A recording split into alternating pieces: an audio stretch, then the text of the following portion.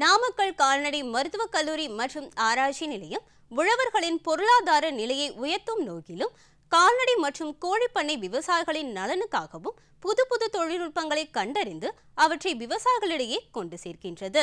தமிழ்நாட்டின் வடமேற்கு மாவட்ட பகுதிகளில் மாணவர்களை கால்நடை மருத்துவ அறிவியல் துறையில் வளர்ச்சியடைய உதவி புரிந்து வருகிறது. அந்த வகையில் இன்றைய வேளாண் தொழில்நுட்ப பகுதியில் நாமக்கல் கால்நடை மருத்துவக் கல்லூரி மற்றும் ஆராய்ச்சி நிலைய செயல்பாடுகள் குறித்து விளக்குகிறார் இக்கல்லூரியின் முதல்வர் டாக்டர் பி மோகன் அவர்கள்.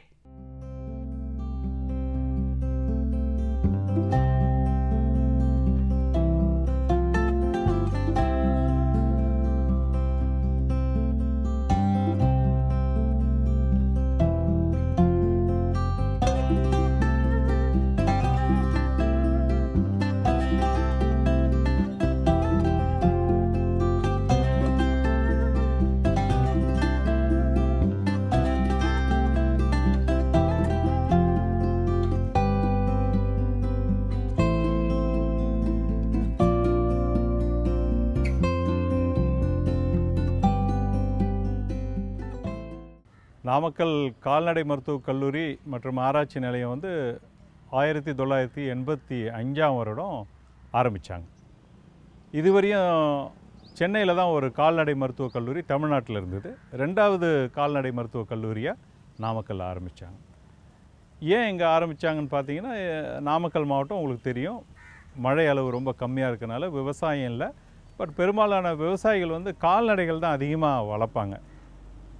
அந்த நோக்கத்தோடு இந்த பகுதிக்கு ஒரு கால்நடை மருத்துவக் கல்லூரி வேணுன்ற நோக்கத்தோடு ஆரம்பித்தாங்க. இந்த கால்நடை மருத்துவக் கல்லூரியில் 3 முக்கியமான பங்கு, அதாவது கால்நடை மருத்துவம் படிக்கிற டாக்டருங்களுக்கு சொல்லித்தரது ஒரு முக்கியமான பங்கு. அடுத்தது கால்நடைகளுக்கு சம்பந்தமான ஆராய்ச்சிகளை செய்வது. இந்த செய்த ஆராய்ச்சி முடிவில் மக்கள் மத்தியில் எடுத்துகிட்டு போய் விரிவாக்க பணியாக செய்கிறது தான் கால்நடை மருத்துவக் கல்லூரிக்கு முக்கிய குறிக்கோள். 1985 இந்த கால்நடை மருத்துவக் கல்லூரி ஆரம்பிக்கும்போது சவுத் ஸ்கூல் இங்கே உள்ள ஆண்கள் மேல்நிலை பள்ளியில் தான் இந்த கல்லூரி ஆரம்பித்தாங்க. முதல் வருட மாணவர்கள் பிபிஎஸ்சி படிக்கிறதுக்காக அங்கே சேர்த்து அங்கே தான் இருந்து படித்தாங்க. அப்புறம் இந்த நிலத்தை இப்போ இருக்கிற கல்லூரி லத்துவாடி கிராமம், நாமக்கல் டவுன்லேருந்து 7 கிலோமீட்டரில் இருக்குது. அந்த கிராமத்தில் தான் இந்த கல்லூரி அமைக்கணும்னு முடிவெடுத்தாங்க. 93 பார்த்தீங்கன்னா இந்த கல்லூரி வளாகத்திலே இந்த பிபிஎஸ்சி பட்டப்படிப்புக்கு மாணவர்கள் தங்கறதுக்கான ஹாஸ்டல் வசதி, கல்லூரி கிளாஸ் நடத்துறதுக்கான வசதியும் ஏற்பாடு பண்ணி கொடுத்தாங்க. அதுக்கப்புறம் பார்த்திங்கன்னா படிப்படியாக அரசாங்கத்தோட உதவியோட பல துறைகள் முக்கியமாக அந்த 17 துறைகள் வேணும் ஒரு கால்நடை மருத்துவக் கல்லூரி ஆரம்பிக்கணும்னா. அதுக்கான கட்டட அடிப்படை வசதிகளும் இங்கெல்லாம் ஏற்பாடு ஆயிடுச்சு.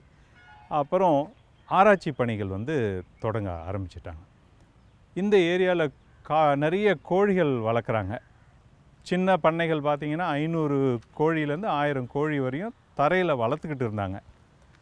அப்போ இறப்பு தன்மை அதிகமாக இருந்தது. அப்போ ஒரு ஐபிடி நோய் அப்படின்ட்டு ஒரு தாக்கம் இருக்கும். நிறைய கோழி குஞ்சு இறக்கும். உடனடியாக அந்த கோழி பண்ணையாளர்கள்லாம் அந்த கோழி குஞ்சுகளை எடுத்துகிட்டு நம்ம காலேஜில் காமிச்சதும் இது ஐபிடி நோய், இதுக்கான தடுப்பூசியை போட்டு கட்டுப்படுத்தணும் அப்படின்ட்டு ஒரு 6 மாதத்துக்குள்ளே அந்த நோயை கட்டுப்படுத்திட்டாங்க. அப்போ இங்கே உள்ள விவசாயிகளுக்கு நம்ம கல்லூரி மேலே ஒரு நம்பிக்கை ஏற்பட்டுருச்சு. அதுக்கப்புறம் என்ன பண்ணாங்கன்னா, இந்த கல்லூரிகிட்ட விவசாயிகள் வேண்டுகோள் கொடுத்ததுனால கோழிகளுக்கு கொடுக்குற தீவனத்தை பகுப்பாய்வு பண்ணணும். தீவன மூலப்பொருள்களில் நிறைய பிரச்சனைகள் இருக்குது. வாங்குகிற மக்காசோளமாக இருக்கட்டும், புண்ணாக்காக இருக்கட்டும், இல்லை தவிடாக இருக்கட்டும், அதில் சேர்க்குற மருந்தில் நம்ம தனியார்கிட்ட தான் வாங்குகிறோம். இங்கேயே பகுப்பாய்வு செய்கிற ஒரு ஆய்வுக்கூடம் வேணும்னு சொல்லி கேட்டாங்க. அப்போ 94ல் இந்த கோழிகளுக்கு நோய் கண்டறிதலுக்கு தனியாக ஆய்வுக்கூடமும், தீவனத்தை பகுப்பாய்வு செய்யறதுக்கான ஆய்வுக்கூடமும் இந்த கல்லூரி வளாகத்திலே ஆரம்பிக்கப்பட்டாங்க.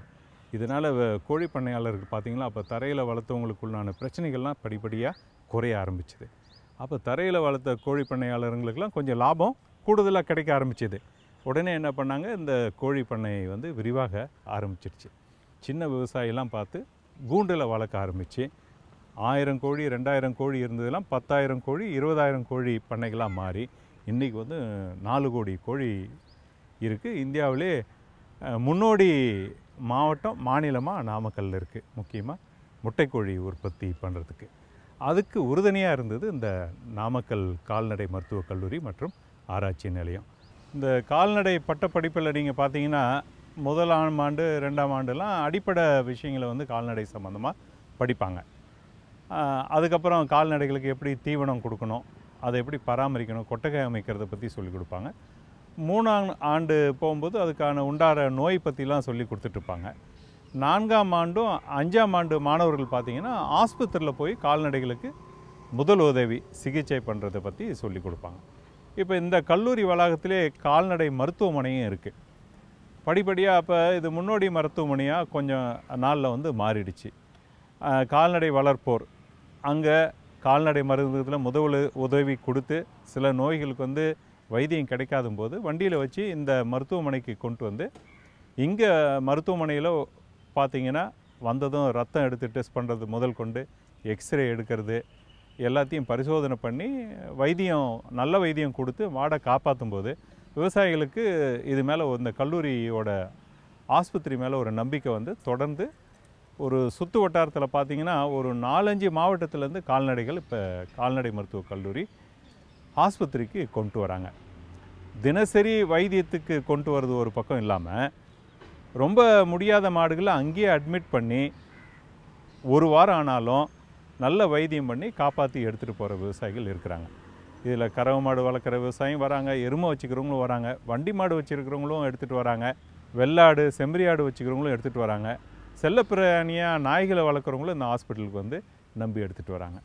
ஒரு கால்நடைன்னு வந்துட்டால் அதுக்கு வந்து ரத்தம் டெஸ்ட் பண்ணி, சாணத்தை டெஸ்ட் பண்ணி, மூத்திரத்தை டெஸ்ட் பண்ணி என்ன நோய் இருக்குன்னு கண்டுபிடிச்சி அதுக்கான வைத்தியத்தை இந்த ஆஸ்பத்திரியில் கொடுக்கறதுனால விவசாயிகள்லாம் பெரும்பாலும் வண்டி வச்சு சொந்த செலவில் எடுத்துகிட்டு வந்து வைத்தியம் பண்ணிகிட்ருக்குறாங்க.